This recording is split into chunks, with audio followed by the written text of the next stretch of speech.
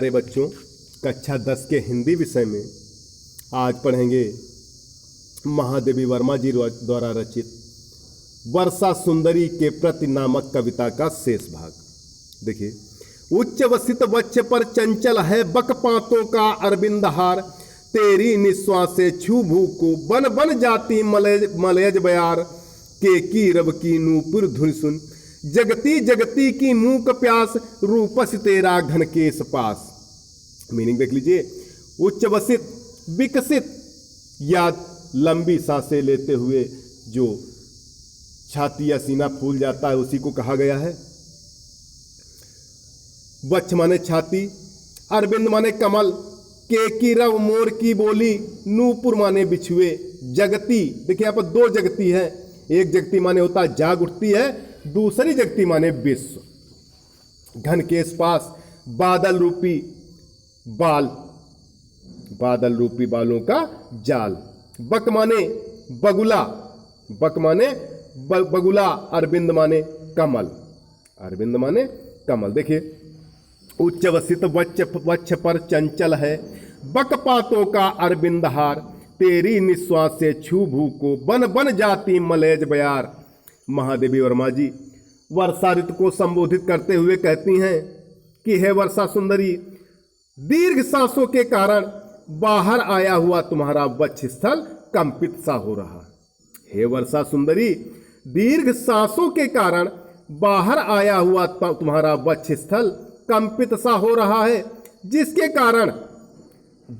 कारण बगुलों की पंक्तियों रूपी सफेद कमल पुष्पमालाएं चंचलता धारण करती हुई सी प्रतीत हो रही, जिसके कारण बगुलों की पंक्तियों रूपी सफेद कमल पुष्पमालाएं चंचलता धारण करती हुई सी प्रतीत हो रही हैं।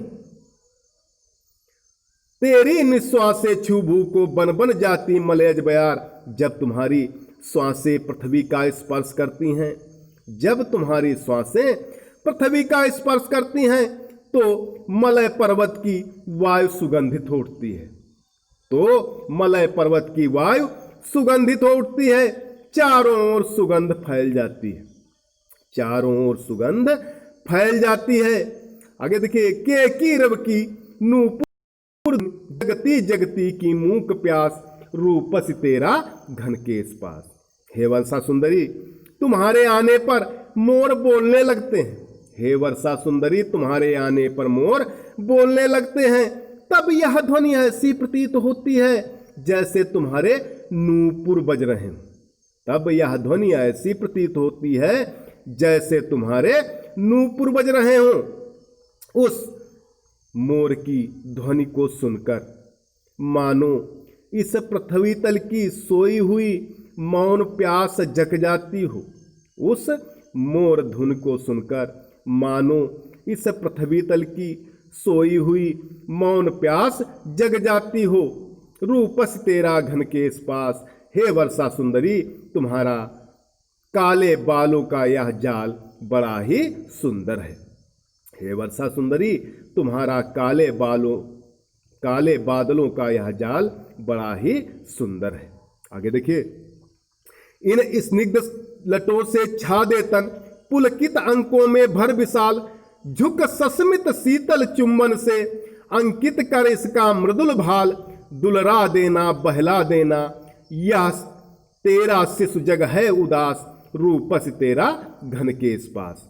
मीनिंग देख लीजिए, स्निग्ध माने चिकनी, सस्मित माने मुस्कुराहट सहित, मृदुल माने कोमल, भाल माने मस्तक या माथा। देखिए, इन स्निग्ध लटों से छा दे तन, पुलकित अंकों में भर विशाल, झुक सस्मित शीतल चुंबन से अंकित कर इसका मृदुल भाल, दुलरा देना बहला देना यह तेरा शिशु जग है उदास, रूपस तेरा घन केस पास। देखिए, महादेवी वर्मा जी वर्षा ऋतु को संबोधित करते हुए कहती हैं कि हे वर्षा सुंदरी, तुम्हारा बादल रूपी केस पास लहरा रहा है। हे वर्षा सुंदरी, तुम्हारा बादल रूपी केस पास लहरा रहा है, तुम्हारा संसार रूपी शिशु कुछ उदास सा दिखाई दे रहा है, तुम्हारा संसार रूपी शिशु कुछ उदास सा दिखाई दे रहा है, तुम इसे प्यार दो, तुम इसे प्यार दो, इसे दुलार दो, ताकि यह प्रसन्न हो जाए, ताकि यह प्रसन्न हो जाए। जैसे माँ अपने शिशु को अपनी गोद में लेकर थोड़ा झुककर उसका चुंबन करती है, जैसे माँ अपने शिशु को अपनी गोद में लेकर थोड़ा झुककर उसका चुंबन करती है, उसे दुलारती है, उसी प्रकार तुम भी अपने जग रूपी शिशु को दुलार दो।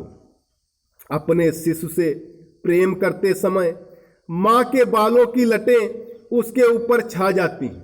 अपने शिशु से प्रेम करते समय माँ के बालों की लटें उसके ऊपर छा जाती हैं और शिशु का शरीर उन लटों से या उन बालों से ढक जाता है, और शिशु का शरीर उन बालों से ढक जाता है।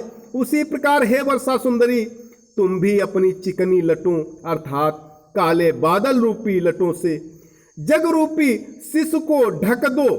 उसी प्रकार हे वर्षा सुंदरी, तुम भी अपनी चिकनी लटों अर्थात काले बादल रूपी लटों से जग रूपी शिशु को ढक दो। इसे अपनी विशाल रोमांचकारी गोद में समेट लो, इसे अपनी विशाल रोमांचकारी गोद में समेट लो।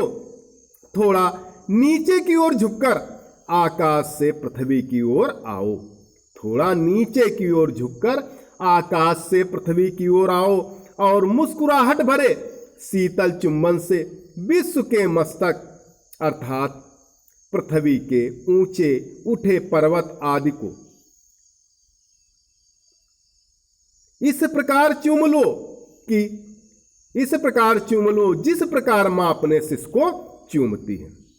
इसे देखें, थोड़ा नीचे की ओर झुककर आकाश से पृथ्वी की ओर आओ और मुस्कुराहट भरे शीतल चुंबन से विश्व के मस्तक अर्थात पृथ्वी के ऊंचे उठे पर्वत आदि को इस प्रकार चूम लो जिस प्रकार मां अपने शिशु को चूमती है।